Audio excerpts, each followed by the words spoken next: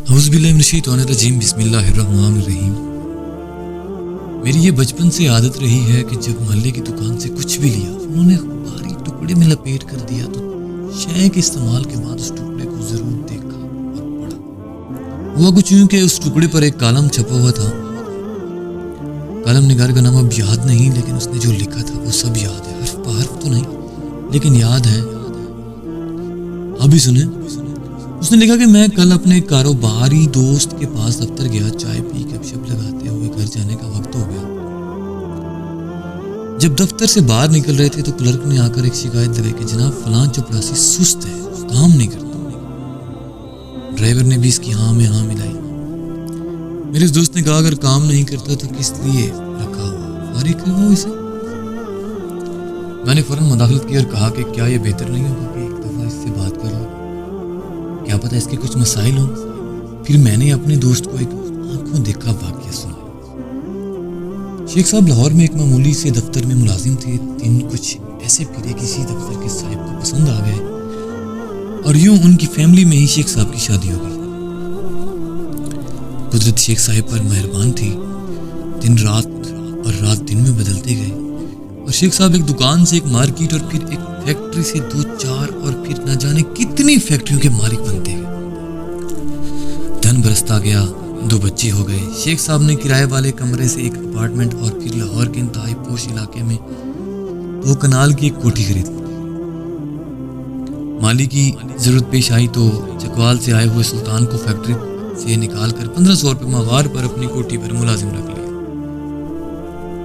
ابھی واپس دفتر جانا تھا، دروازے سے گھر کے داخلی دروازے کے درمیان اللہ جانے کیا ہوا کہ پودوں کو پانی دیتے سلطان کے ہاتھ سے پائپ پھسلا اور شیخ صاحب کے کپڑوں پر پوری ایک تیز پھوار جا پڑی۔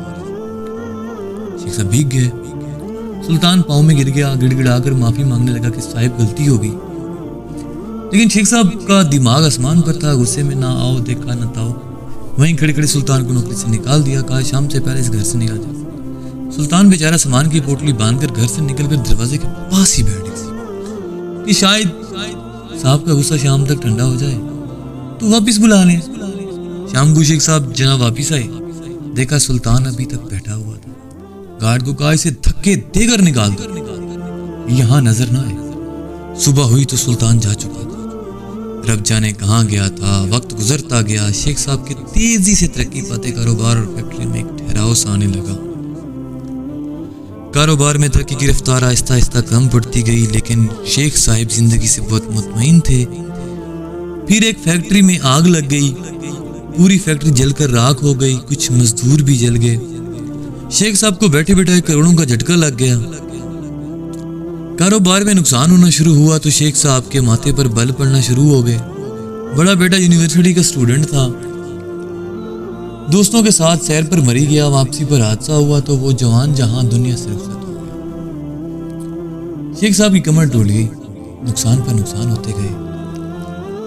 2 کنال کی کوٹھی بیچ کر 10 مرلے کے عوامی طرز کے محلے میں آ گئے۔ جب عقل سے کچھ نہ پلے پڑا تو پیروں فقیروں کے ہاں چلے گئے، شاید کوئی دعا ہی لگ جائے، بگڑی ہوئی زندگی پھر سے سنور جائے۔ باقی ماندہ کاروبار بیچ کر اور کچھ دیگر پراپرٹی کو رہن رکھ کر بینک سے قرضہ لیا اور چھوٹے بیٹے کو ایک نیا کاروبار کر کے دیا۔ اس کے پارٹنر دوست نے دغا کیا اور سارا پیسہ ڈوب گیا۔ شیخ صاحب 60 سال کی عمر میں 4 پیسے لگ گئے۔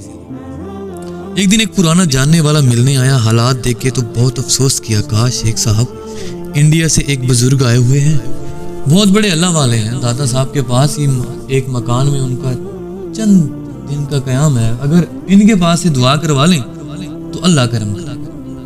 شیخ صاحب فوراً تیار ہو گئے، اس مکان پر پہنچے، ملاقات کی، مسئلہ بیان کیا، انہوں نے آنکھیں بند کی، کچھ دیر مراقبے کی کیفیت میں رہے، پھر آنکھیں کھولی، شیخ صاحب کو دیکھا اور کہا تم نے سلطان کو کیوں نکالا تھا؟ شیخ کے سر کے اوپر گویا ایک قیامت ٹوٹ پڑی، آنکھوں سے آنسو کی ایک نہ تھمنے والی لڑی جاری ہو گئی۔ شیخ بزرگ کے پاؤں میں گر گیا، معافیاں مانگنے لگا۔ بزرگ نے اسے کہا میری بات سنو، پروردگار رازق ہے، وہ رزق ضرور دے گا، لیکن اس کا وسیلہ انسان کو ہی بنائے گا۔ اوپر سے نیچے آتے پانی کی تقسیم جس طرح نہروں نالوں کی طرح ہوتی ہے، رزق کی تقسیم اسی طرح ہے۔ پروردگار کے نزدیک ہم میں سے ہر ایک شخص وسیلہ ہے کسی اور کے رزق کا. اگر آپ وسیلہ بننے سے انکار کرو گے تو تمہارے حصے کا وہ رزق جو اس وسیلے سے تمہیں بطور معاوضہ مل رہا تھا ختم ہو جائے. تمہیں لاکھوں کروڑوں سلطان کو 1500 روپے دینے کے لیے ملتے تھے. تم نے وہ روک لیے. اوپر والے نے تمہارا معاوضہ ختم کر دیا. اب جاؤ اور سلطان کو ڈھونڈو.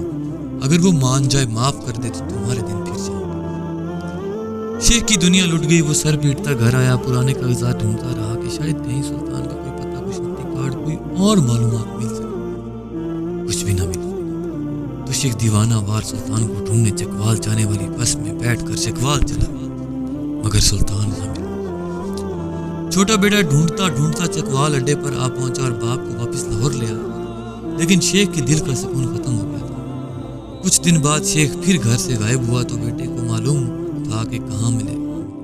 وہ چکوال پہنچا. دیکھا باپ زمین پر بیٹھا سر میں راکھ ڈال رہا تھا اور کہہ رہا تھا سلطان تم کہاں ہو؟ سلطان تم کہاں ہو؟ بیٹا خود روتا ہوا باپ کو واپس لے آیا. چند دن کے بعد شیخ کا انتقال ہو گیا. قلم نگار نے لکھا. میں نے اپنے دوست کو یہ پوری کہانی سنائی اور اسے کہا چپڑاسی کو نہ نکالو.